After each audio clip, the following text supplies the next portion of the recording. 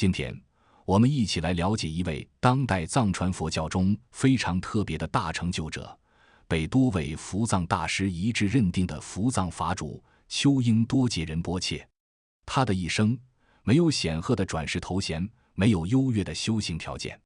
反而经历了劳改、放牧、动荡岁月，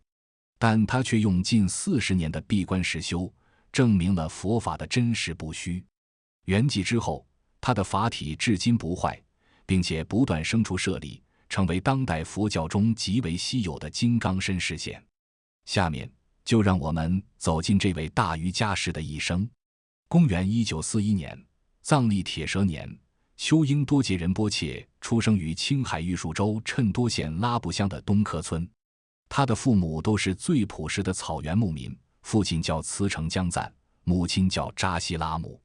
仁波切幼时便有一处异于常人，他天生断肉，主动吃素，这在当时的藏区牧区极为罕见。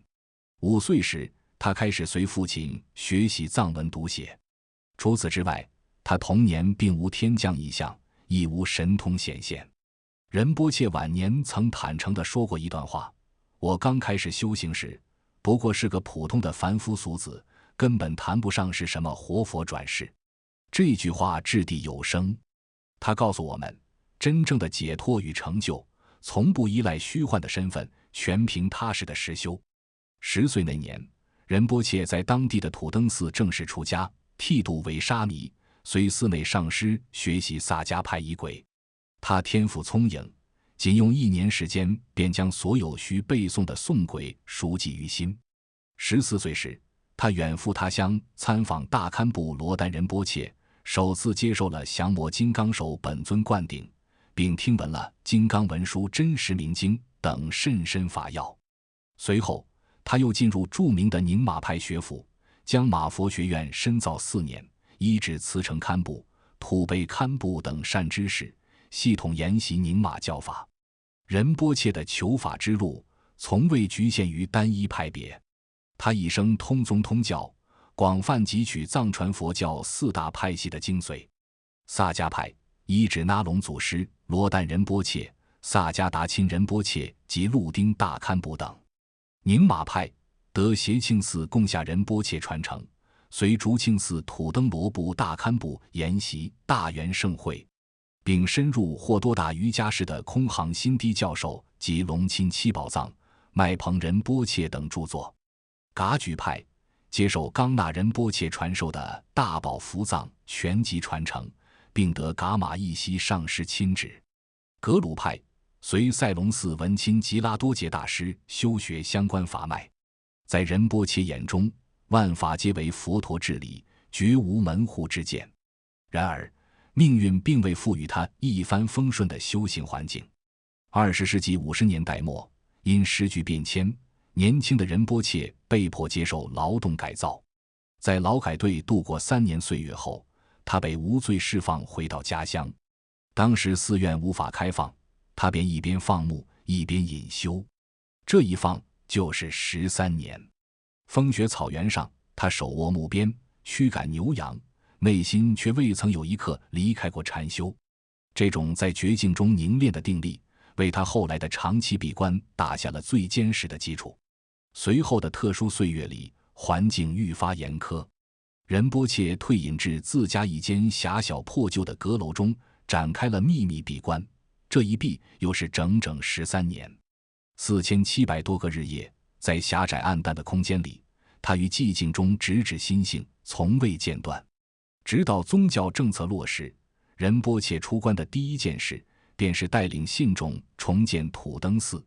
即便后来随缘出关弘法，他依然以修行为本，一生累计闭关时间超过30年。正是这数十年的苦修，让他证得了不退转的顿悟境界。此后数十年，无论行住坐卧、昼夜更替，他皆安住于这种无上的正量之中。弟子们回忆，在接受仁波切灌顶时，常有人身体剧烈抖动，全身发热或泪如雨下。然而仁波切总是反复戒示，切莫执着于任何觉受，无论好坏，皆应放下，于无执无着中自然安住。尽管正量高深，仁波切却始终谦逊如初。他常说，相比历代祖师，我算不上大苦行者，不过是在山洞里多待了些日子。但评级上师三宝的加持与佛法的真实不虚，我也确实获得了一丝体证。对待众生，他更是平淡无私。无论是贫苦的牧民，还是富商权贵，他皆一视同仁。藏地百姓亲切地尊称他为贫苦者的医护。在藏传佛教中，伏藏是极为特殊的传承。多位著名的伏藏大师一致认定，秋英多杰仁波切即是书圣伏藏法的法主。